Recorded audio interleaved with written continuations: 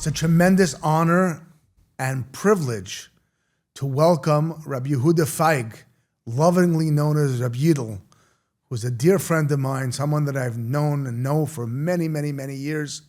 He is the Catskill coordinator of Hatzalah, Catskills Hatzalah. He lives and breathes Klal Yisrael's safety in the Catskills 24 hours a day, 7 days a week, 365 days a year. You heard that right. The Catskills doesn't begin and end for Rabbi Yidel in July 4th weekend and ends on Labor Day. For Rabbi Yidel Feig, caring and managing the calls in the Catskills, which has become, for Catskills Hatzalah, a year-round effort, something that Rabbi Yidel really is dedicated to, and anyone who knows him appreciates and values his extraordinary service to Klal Yisrael. Rabbi Yidel, welcome. Such an honor to have you.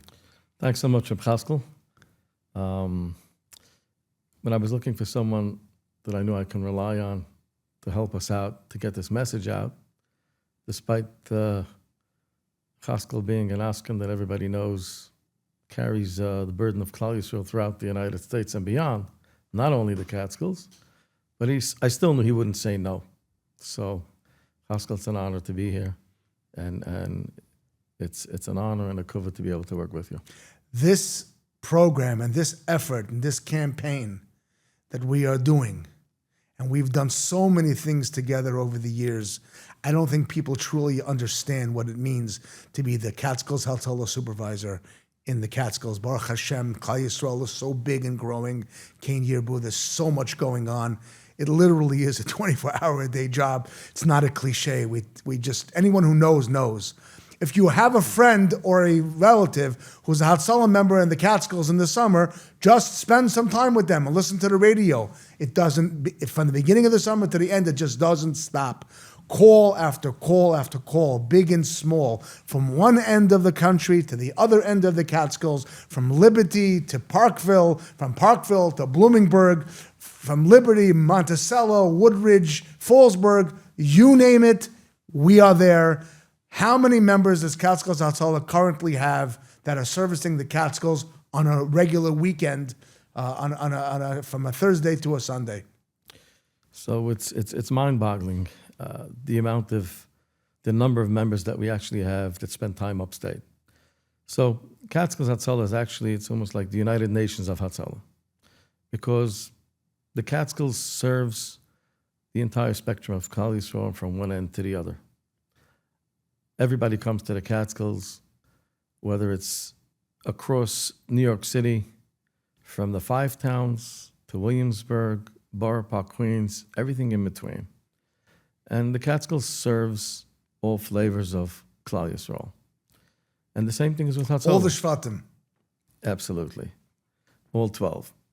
And the membership is reflective of every tzibur in every neighborhood of Klal Yisrael that actually comes up, which gives us the benefit that we can actually have so many members upstate when all the people come up.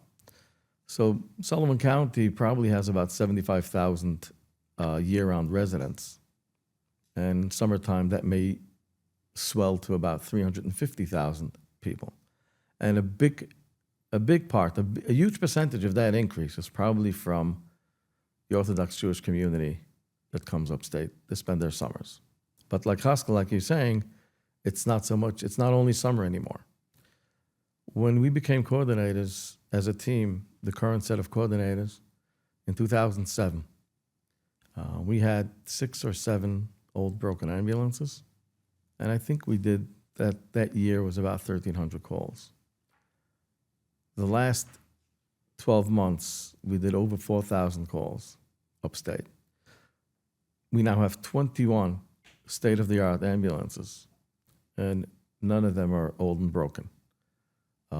State-of-the-art custom ambulances so that we can serve the tzibur, the community that comes up and relies on us.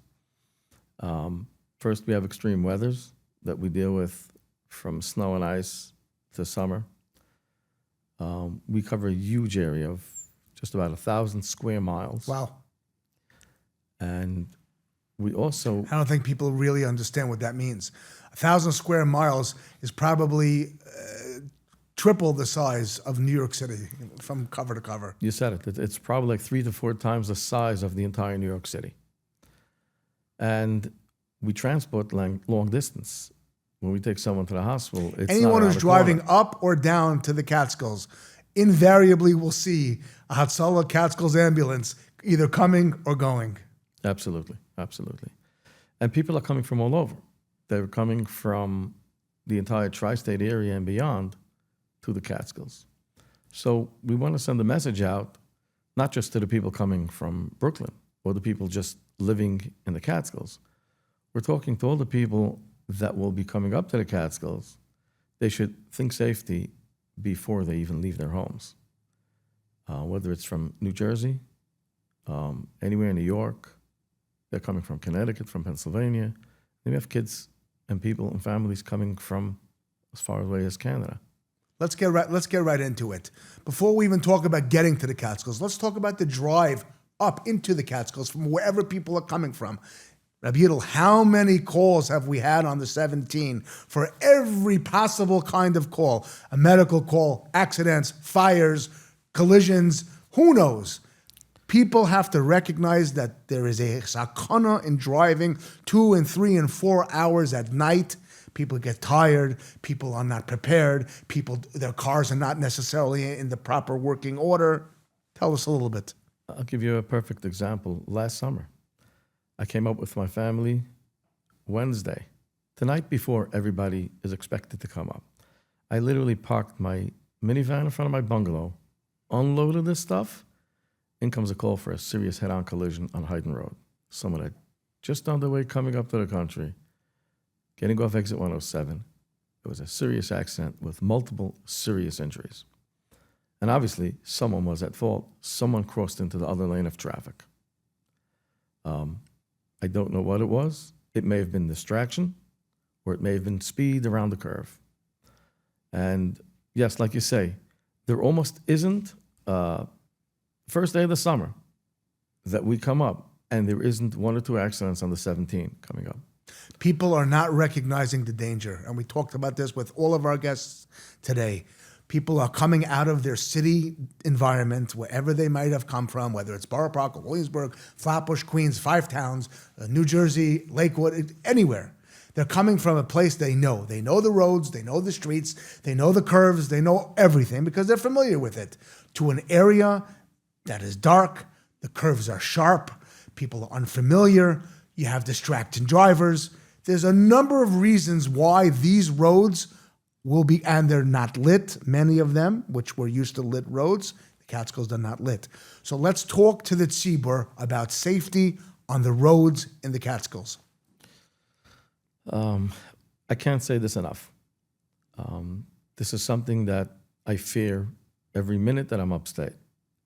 Hearing that call for an accident, chas v'shalom, for a bad accident.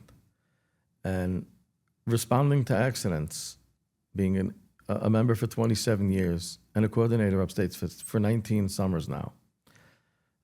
There almost isn't a road that I drive down that I don't remember here a tragedy, this road a tragedy. I say a kapitulum on this road when I'm driving by because I remember that neshama that was lost over there. And many of them were preventable. We believe that they were preventable. And if I What does preventable mean? Let's talk about prevention. We're talking about safety. Let's talk about prevention. Let's talk Lamaisa. Exactly. If I have to say the first thing that I can say, if there's the one major cause that a big percentage of these accidents are attributed to, or may have been a result of, directly or indirectly, is speed. Now, the head-on collision that happens, it's most likely because of speed or distraction. And most of the times, they end up coming too fast around the curve on a curvy, windy road, and they end up off the road into a tree. They're going too fast, they cannot stay on the road, or chas v'shalom, they're moving into the other lane of traffic, directly into an oncoming car with a terrible high-speed head-on collision. Or rolling off the highway, the road because they're going too fast, even on a straightaway. If they're going too fast and the right side of their car, the tires drift off the pavement, they get scared, they try to overcorrect, lose control. and they'll roll over down an embankment, into trees, with horrific We results. saw some horrific accidents last summer that words do not describe. The tragedy that you have seen, we all have seen. It rips our heart out. We are doing this program to chas v'chalila, beg Klal Yisrael, please slow down, know the roads that you're driving on, okay? We discussed this with all of our guests today, don't give your children,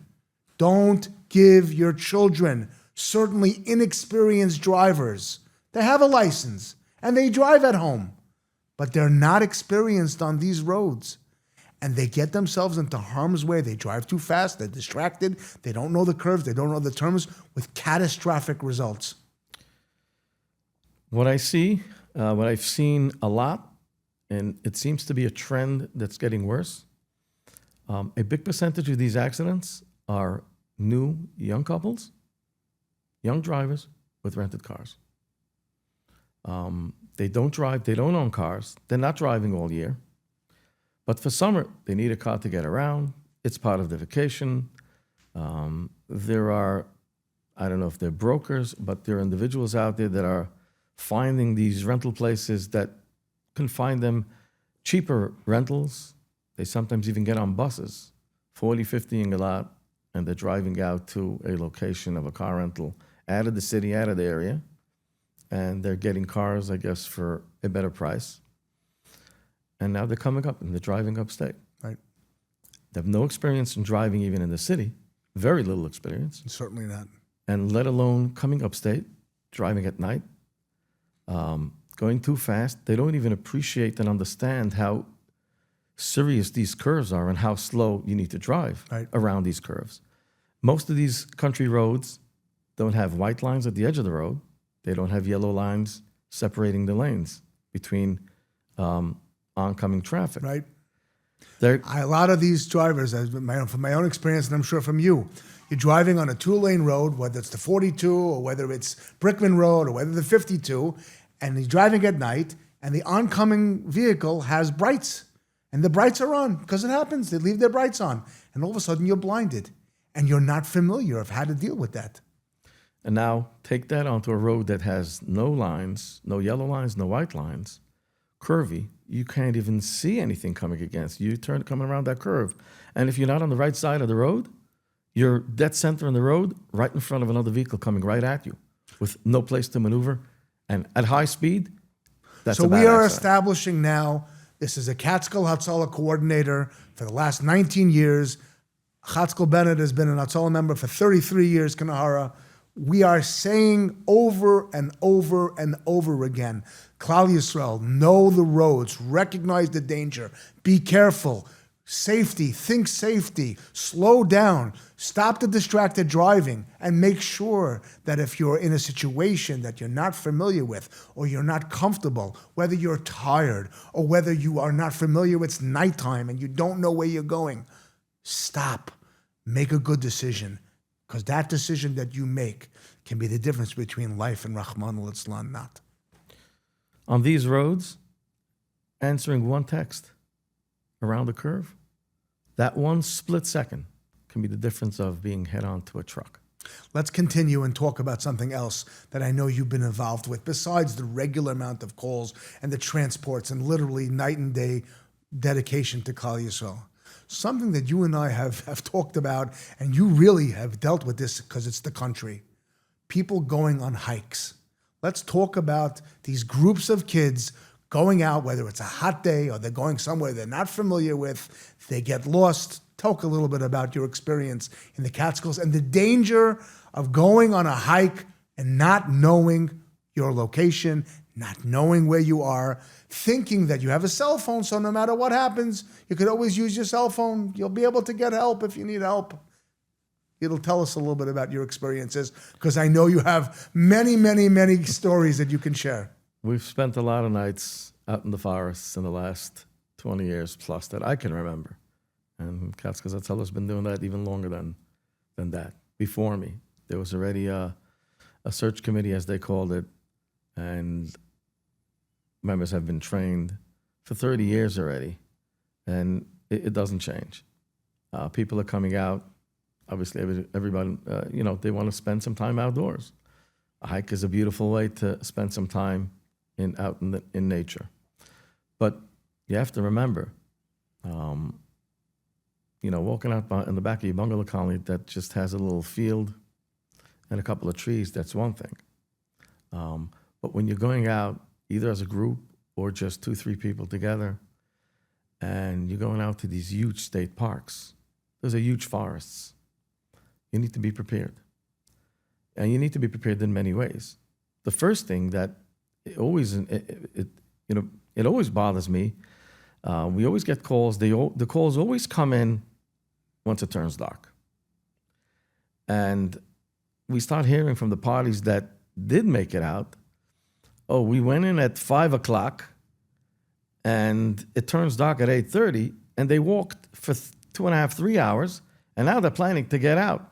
They have a half hour before darkness, but they're trying to make it out on a 3-hour walk. The math doesn't add up. So if you're going to go out, you want to leave yourself time for as much time that you spent walking to where you are. You need to leave that same amount of time to be able to get back out before it turns dark, Right. Because then you have a problem. So the first thing is be prepared. Being prepared means communications if it works, especially if you get lost, try to preserve your battery. Don't just keep on trying, because when it's searching for signal, it drains the battery much quicker. If you're more than one party, Shut off your Bluetooth. 1 or 2 people should maybe shut their phones for a little bit and preserve battery. But take along some water, some food if you're going out. You never know what's going to happen. If you're going to get lost, if you're going to get stuck.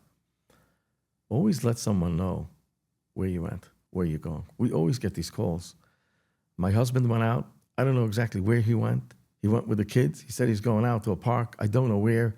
It's now 6 hours later. I didn't hear from him. The wife is panicking, or other family members panicking. Nobody knows where they went. Right. So even if they're really lost, you can't even find them. And in most cases, they're going out. Cell phones don't work too well. They don't have service, or the battery went dry. So think about the people that are out there worrying about you, and also make sure that they know where you went. So if, God forbid, something happens, Chas v'sholem, they should know where to start sending help. Right. Safety first means making a plan, communicating with people, and making sure that you are protected and someone knows you are out there in case you get into trouble. They'll know that you're lost, and they'll send the help that you need. Going out into the wilderness, you can meet dangerous animals there too. Sure. There are snakes, there are bears, there are yeah. other other animals that can be dangerous. So don't get into their way. Don't bother them. Generally, if you stay away from them, or if you make some noise from far enough away, they will move, they'll move away on their own merry way. Don't provoke them. Don't get them angry, because if something happens out in the forest, you're very far away from help. If you're not ready, you're not healthy and well enough to go out hiking on these real trails, don't do it. We get calls, for people that really shouldn't have been out there in the first place. Especially a hot day. I don't care how healthy a person is. 80, 90 degree day, 90, 95 degrees.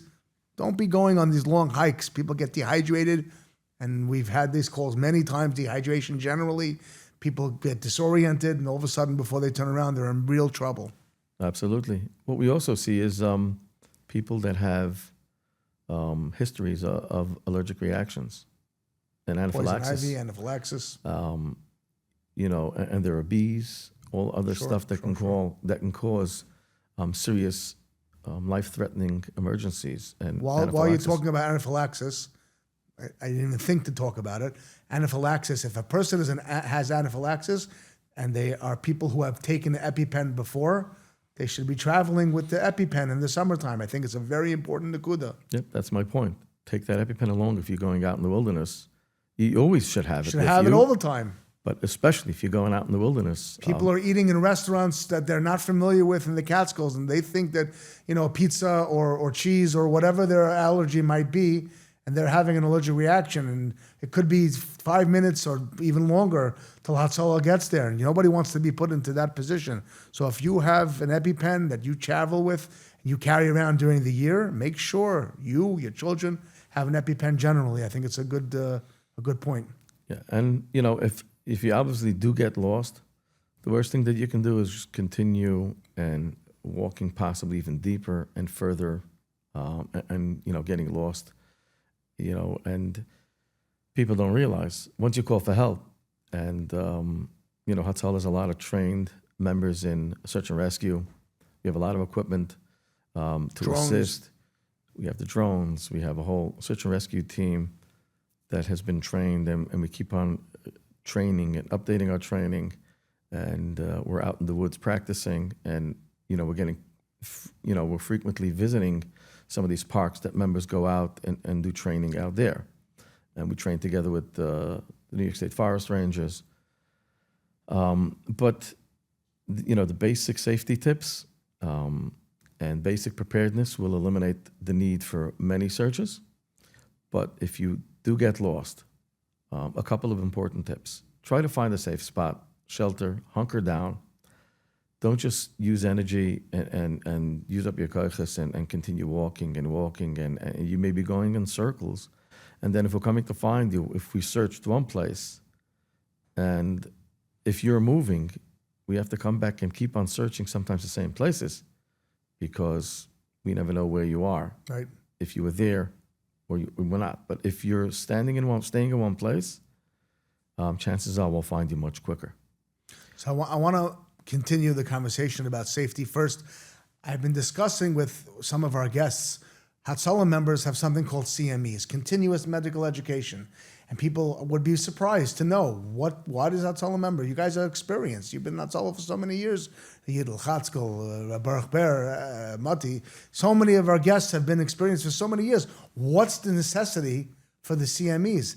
Because there's always learning new things and chazering over and reviewing some of the things that are common sense. And so this program, I have said before, previously, I'll say it again to you. This program is a CME. Sometimes the things that we're telling the public now are basics, aleph base, ABCs. But you know what? Reviewing the basics is an important thing. So let's talk about reviewing the basics. Being careful where you go on a search. Being careful when you go out to do a hike. Let's talk about another basic. We have seen over the years tragedies on the water. People take their families boating. People go out onto the different lakes out in the Catskills all over the place, and they don't wear life jackets. Who could possibly think that people, but I know how to swim, but I could swim. Tell us a little bit about the necessity of lake safety when you take your family out rowing or you're going out with yourself. And like you said earlier, some of these younger couples that are going out, newly married couples, they're going out, they've never been on a lake in their life. So water is beautiful. It can be very enjoyable if done safely. At a minimum, nobody should be out on any body of water, lake, river, rafting, canoes, paddle boats, rowboats, speedboats, whatever it is, without life vests. Speedboats are not toys. You need to have a license. And now I think there's a special license, a water license that you need to have, some kind of training and certification in order to pilot a speedboat in New York State. So before you go out, make sure that you're licensed and prepared. But that's not the place to play games. Never get out of the boat. People, they try to get out. It's on a lake. It looks quiet. Water is unforgiving, if not respected. Right. And then you have people walking into, there are certain spots in the Catskills, like, for example, take the Four Corners in Fallsburg. Especially after a lot of rain, those waters come rushing very fast. It looks beautiful. And people crawl down there, they walk on the rocks. The rocks are wet. People slip. One slip, and Chas v'Shalom, you get into that water, when that's rushing, it just carries you away, drags you downstream. And we've unfortunately had people that have gotten stuck there. Once the water sweeps them away, they can't grab hold of anything. And we've even had people that got stuck under other rocks in the water further downstream, and where their mamish were wedged underneath and they couldn't get out. And by the time help comes with divers to set up, and it's what they call a swiftwater rescue team, it takes time to assemble that. And we know, Chas v'Shalom, drowning 4 to 6 minutes is irreversible. We've been talking about it all day. So We're together with Rabbi Yehuda Feig, lovingly known as Rabbi Yidel Feig, who's the Catskill Hatzalah coordinator for many, many, many years. And we're talking about safety in the Catskills. Rabbi Yidel, spends his entire year, but more specifically the entire summer, worrying about the safety and the security and the well-being of all of Klal Yisrael, from one end of the Catskills to the other end of the Catskills. We're talking about water safety. We're talking about hiking safety. We're talking about making sure that people know their environment and their driving safety. So I want to continue in this conversation. People would have seen this many, many, many times over many years. But I want to review it again for the general public. Because ultimately, at the end of the day, Hatzalah is only as good as the people allow Hatzalah to be. So first and foremost, everyone should have Hatzalah's phone number programmed in their phone. absolutely. And the phone number for Hatzalah that in the Catskills is the same number as the phone number for Hatzalah in the city, 718-387-1750, 718-230-1000, or 212-230-1000. Everyone should have their phones programmed to Hatzalah. That's number one. But I think what's less known and as important is that people should know where they are. People need to know, because the dispatcher, if you're calling from a cell phone, will not be able to have a caller ID. And people are all over the place. So you need to know where you are. You need to know the name of the bungalow colony that you're in. Don't just say, I'm in the country. If you tell the dispatcher you're in the country, it can't help you. So we see a lot of these advertisements where Hatzalah puts out in the booklets, we put out in the newspapers and all the different publications of what to do when they call Hatzalah. Let's remind our audience here, what should somebody do? Chulila, they need to call Hatzalah. Go through the call of Hatzalah for the audience so that they know what they can expect and they know what to do. Very important point. Most important thing is, when you call Hatzalah, take a deep breath. We know it's very hard to tell someone they have a serious emergency to be calm. But being calm, even force yourself. Because if you can collect your thoughts for the few seconds and speak to the dispatcher calmly and clearly, they can get the information that the dispatcher will get the information that they need to be able to get you help much quicker. So think where you are. Think a second before you talk. The dispatchers are trained. They'll get the most important information from you as quickly as possible. As much as you sound like, you feel it's taking long, and sometimes we have callers like, all right, please, come on, like they're trying to get off the phone. What's taking so long? An hour. The dispatcher's partner is already taking the information and starting to dispatch the call, while the dispatcher on the phone is getting important information from you. You need to know where you are. And many people come up, they're guests. They don't even know the address. So it's not a bad idea to have the address by the phone or in one or two places where it's easily found. Yes, your address of your own bungalow. And a lot of developments now have unit numbers. They also have 911 address. 911 address. So you need to make sure that what you're telling the dispatcher is the right one. It's either the unit number or the 911 address. Right. And the name of the development, if it's a bungalow. You need to know the name of the development and tell them which town you're in. If you're in South Fallsburg, tell them you're in South Fallsburg. Don't say Fallsburg, say South Fallsburg. And if you're in Woodburn, say Woodburn. If it's Swan Lake, say Swan Lake. Why? Because there are many developments that have very similar names in different towns. And it's very easy to get that confused. And even some people, while calling, it's mountain acres, it's mountainside acres, it's mountain wood, a lot of mountains, a lot of main Be streets. clear, be specific. A lot of roads with similar names. So be specific, give as much information as you can to the dispatcher so that they can get help to you to the right place and quickly. So now that you called the dispatcher, you gave them the information, now what should you do? So again, you have to make sure that the dispatcher gets your information. They'll want to get your phone number in case they got something wrong to be able to call you back. And if you do see Hatzalah calling you back, pick up the phone. Even on Shabbos. Absolutely. Now, in a dark bungalow colony, the Rabbanan paskined years ago that you should go out to the road, to the entrance with a flashlight so that you can show the Hatzalah members where to go, that they can find you quickly and see you. I want the Olam to understand. You're asking a Hatzalah member to drive to your bungalow colony. They have no idea. They may never have been in this bungalow colony. You're asking them to find you on a very dark street. If you don't go out with a flashlight, how are they going to find you? There's very few times where an address is illuminated or lit up on the outside of a bungalow, certainly in a bungalow colony. So you have to recognize that you are a partner right now with Hatzalah to get the patient the help that they need. We see it many times. Hatzalah members can be already in the bungalow colony, but searching for the address for the bungalow for a few minutes. Right. For a few crucial minutes in a serious emergency. And in the country, minutes count. Every call, minutes count. But in the Catskills, minutes are literally precious. Another important point, if you ever don't know where you are, you're on a road, you don't know where you are, or you're out hiking, you don't know where you are,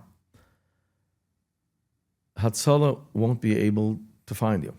We don't have the technology that we can track your cell phone yet. Some smartphones, we can send you a link, and you reply to that link, and it will give us your exact GPS location. But if you don't have that feature, you're from a regular cell phone, after you hang up with us, or if the dispatcher really can't find you, call 911.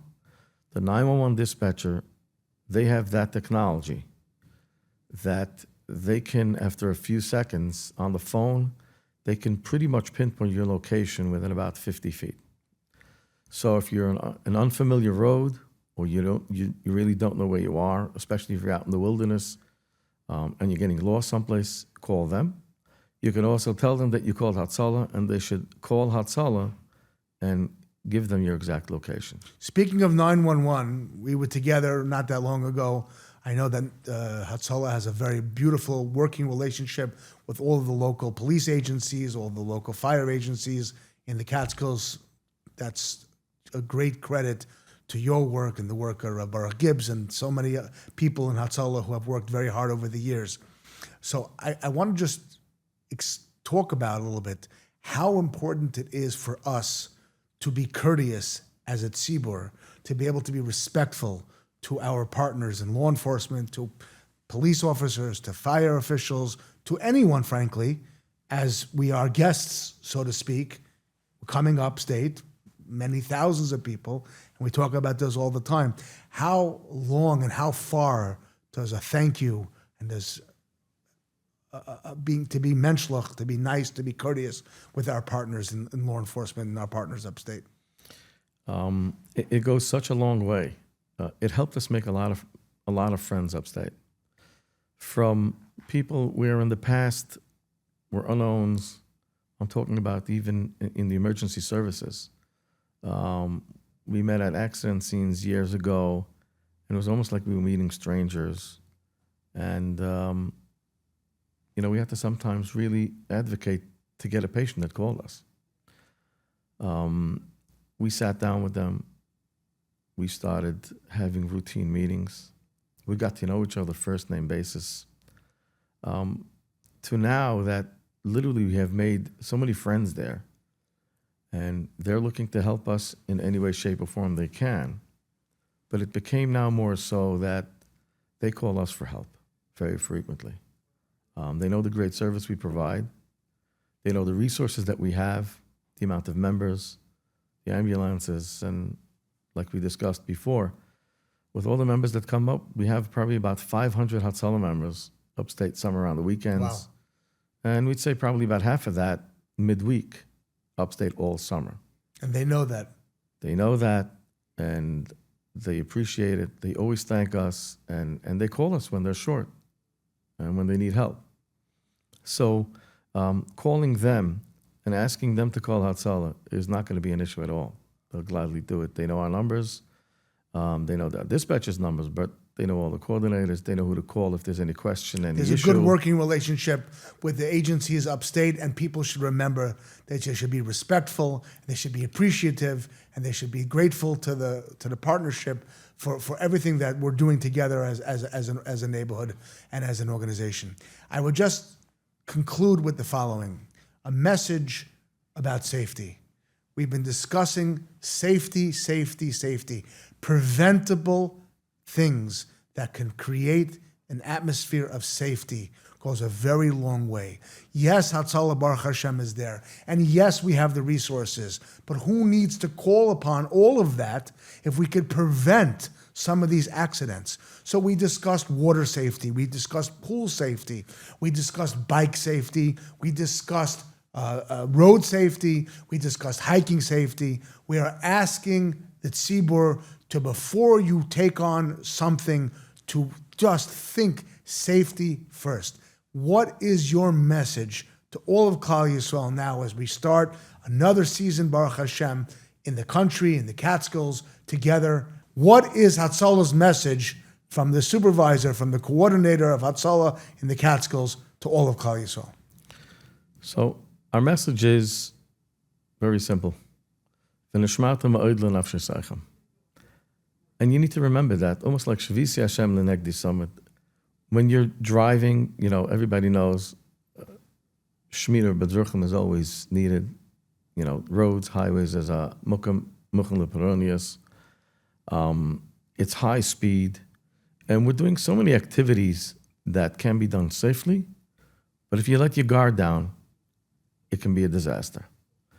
And the difference between an enjoyable activity versus Chas v'Shalom, something that went wrong, is many times just that little foresight, that culture of safety. And as people come up, as much as we want to have a good time, we need to remember whatever activity we're going to be doing, are we doing it the safe way or are we doing it the dangerous way, Chas v'Shalom? You're driving, you're piling in your family into the car, you're going to have a good, we're going up to the country or we're taking a trip in the country. How many times have we showed up to accidents? Out of the minivan come 13 people. 10 kids, all ages, little babies not in car seats, kids buckled, unbuckled, dancing around in the car. Let's stop for a moment. What does safety mean for vehicle safety? Let's talk about vehicle safety. Vehicle safety means seatbelts. Vehicle safety means car seats. Vehicle safety means not overloading the car with more people than the car should have. Simple but important, critically important safety preventive measures that we can make a difference on if only we do it right. Another important topic people sometimes forget. Make sure your car has been maintained properly also. Good working order. Blowouts, bald tires, sure. Bad tires are a recipe for, bad accidents. But like we just said, making sure everyone's buckled safely. And sometimes we're tempted. We're driving up. It's 2 hours in the car.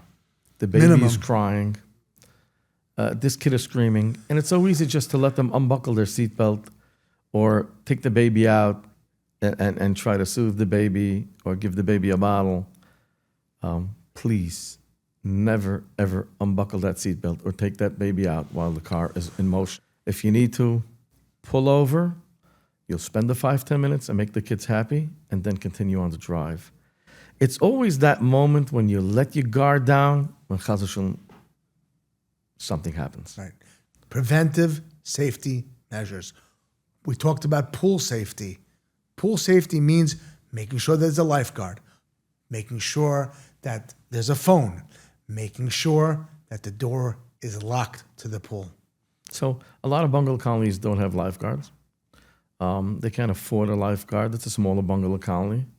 Or the health department doesn't require lifeguards, but they have other minimum requirements that they require. They need to be 2 adults in the pool. And 2 adults in the pool that are there to watch their own kids are not going to be able to watch a whole pool of everyone else's kids. And we see that many times. Do me a favor, just watch my kid. And I come into the pool.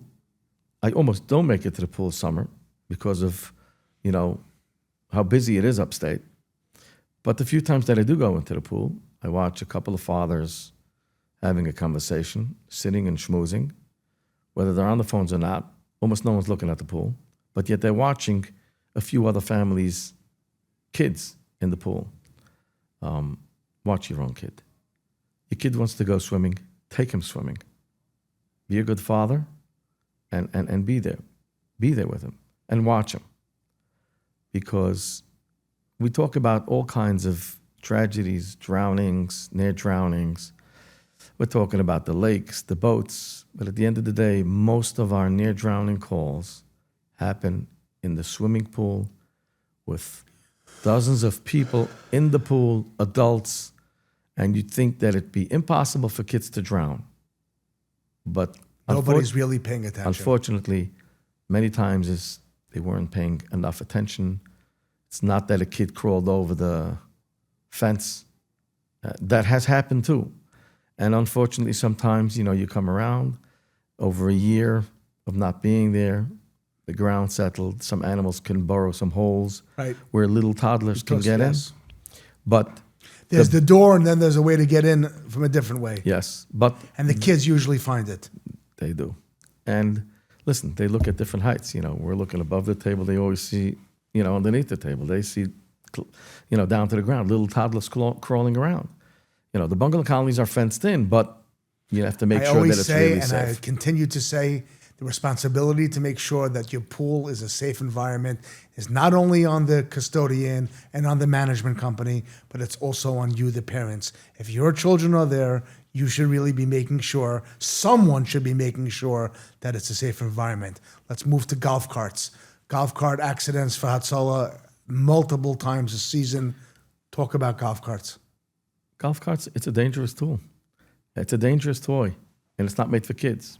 Anyone that doesn't have a license shouldn't be driving a golf cart. And yet we see so many children getting involved in golf carts, flipping over golf carts with multiple children in the golf carts, taking turns and going fast. How did they get the golf cart? So sometimes the golf carts aren't even secured. They're parked on an incline, on a slope. It's not locked. There's nothing really. All the kids need to do, they just kick that pedal and the golf cart's rolling down. These are 3-4-year-old kids sometimes even doing that. So that golf cart needs to be put away. It needs to be in a place where a little kid can't just press the brake and it rolls. Those keys are not really keys. I mean, any bigger kid can jiggle that thing and get that thing started many times. And these keys are not secured. Somehow kids have it. And sometimes, like you said, the parents are just giving it them. They're letting them drive these golf carts. That's, to me, even a worse problem. Because things that are preventable, hopefully we can prevent them. But to actually give young children, unlicensed drivers, keys to the golf cart because they don't see it as a danger. They don't see it as a threat. Rabbi Yidel, tell Klal Yisrael the dangers that we have seen and the real injuries and worse that we have seen. Absolutely. There isn't a summer that goes by without us responding to a golf cart accident where a kid still is giving a ride to another 5, 6, 7, 8 kids on the golf cart, coming around the curve way too fast, rolling the golf cart, and kids go flying off. We've had skull fractures and brain injuries, kids that we needed to be flown to trauma centers just from an innocent golf cart. ATVs. And ATVs are very dangerous and heavy Motorized vehicles, golf carts, ATVs. Let's talk about the scooters, and the Segways, and the helmets. Scooters, Segways, all these electronic toys. There's a safe way to use them. There is an unsafe way to use them. Helmets at a minimum. High speed, driving them fast down roads, coming downhill. They end up going so fast. And we sometimes see them, even scooters, the little electric scooters. They're not so little, they're not so innocent, even if they're not electric. If you're not wearing a helmet, a 5-year-old brother takes the 2-year-old toddler on a ride, and they fall off. The little one gets a head injury that needs to be flown to a trauma center. So these are preventable accidents. And we see them, the golf carts, most of these also happen before the beginning of the summer, the end of the summer. Everyone lets their guard down. The camp left already. The family stayed. Nobody's really in charge. The manager, a couple of few Rabbeim are still there. It's Hefke, or people are just arriving. They're helping unload boxes and packages, or just cars coming into bungalow colonies. Most bungalow colonies, their gates are closed, locked. No cars get into the bungalow colony or camps a whole season.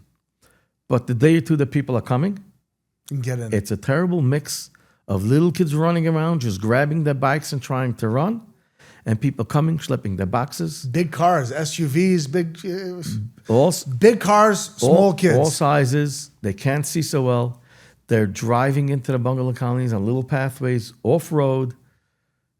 They unload. It's now already 10 o'clock at night. It's dark. The kids just came to the country. They're running around. They're still out and about. You need to have someone that really guides you out, an adult that backs you in, backs you out, and watches and makes sure that you entered and exited the bungalow colony safely. There have been too many tragedies just on these first and last days of arriving upstate or leaving. But I want to go back to the driving for a minute with the young drivers.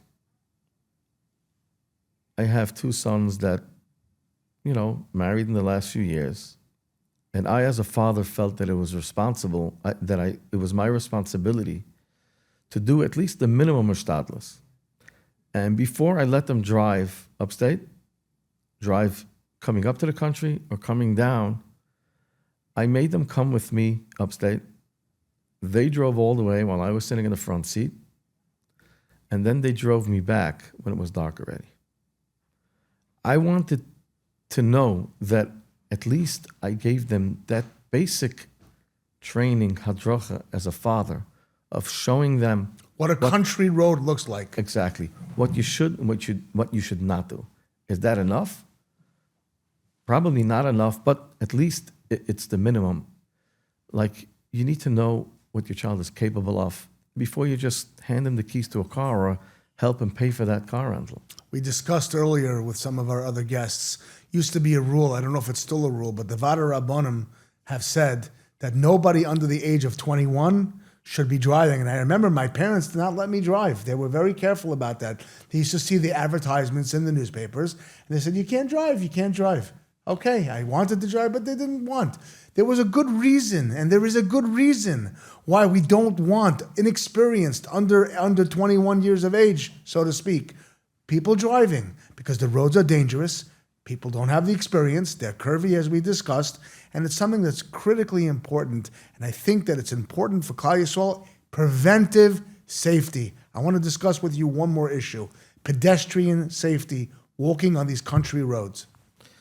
Walking on the country roads presents a real danger and a real challenge to the pedestrian and even to the drivers.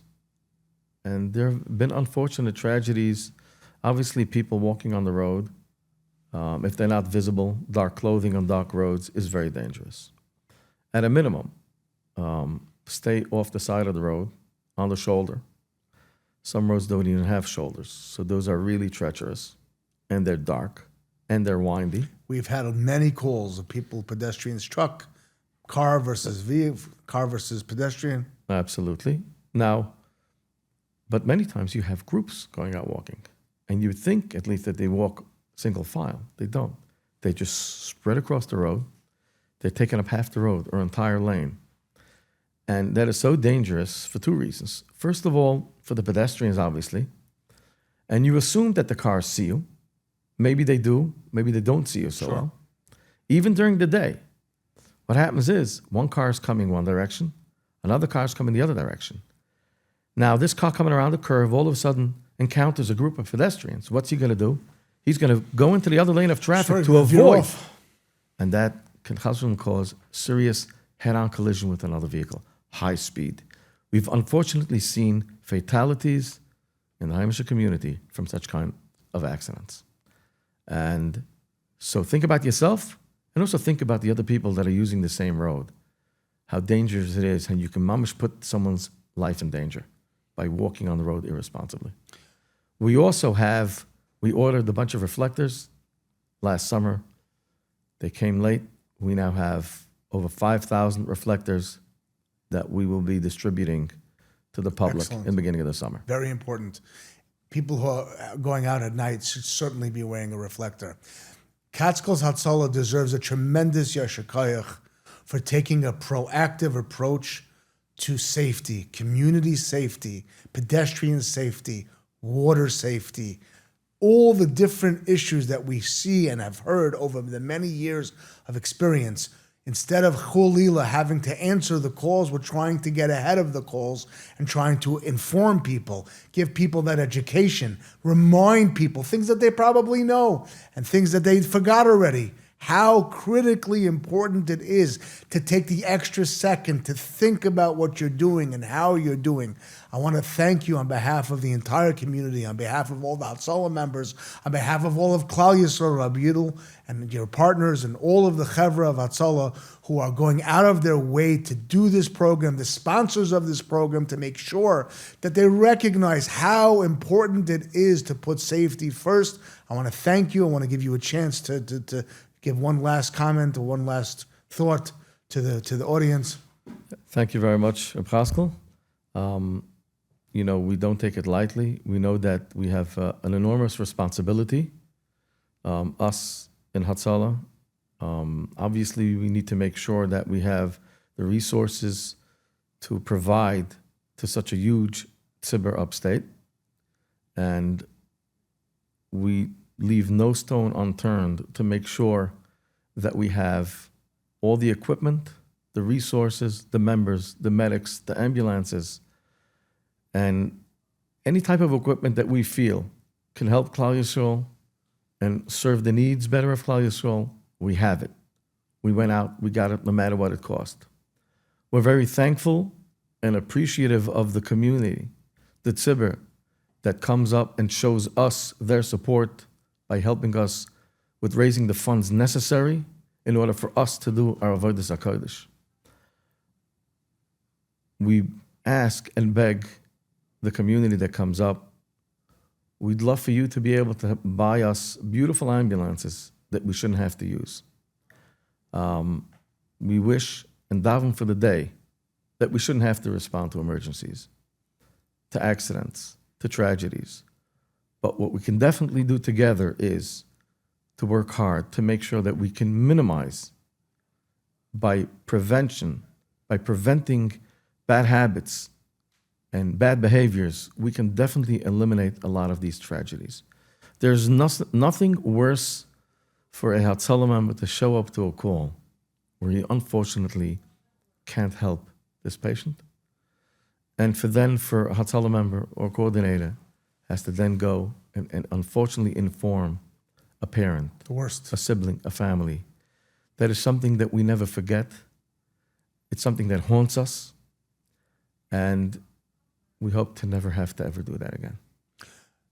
We're talking about community safety and the role that Hatzalah in the Catskills plays for all of Klal Yisrael to in fact be safe. And it's established now that despite all of the efforts of Hatzalah members and the Hatzalah leadership to get all of the resources and all of the ambulances and all of the equipment and the training to make sure that Hatzalah is prepared and ready to respond. Despite all of that, we are asking the community, we are begging the community to recognize that safety is a community partnership. It is a partnership between the community and Hatzalah. Safety is on everyone.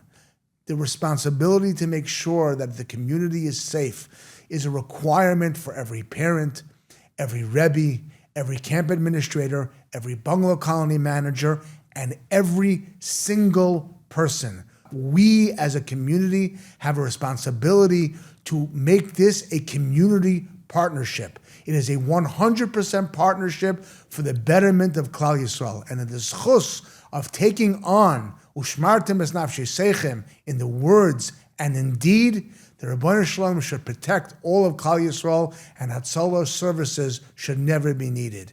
We wish all of you a wonderfully healthy, delicious, and safe summer.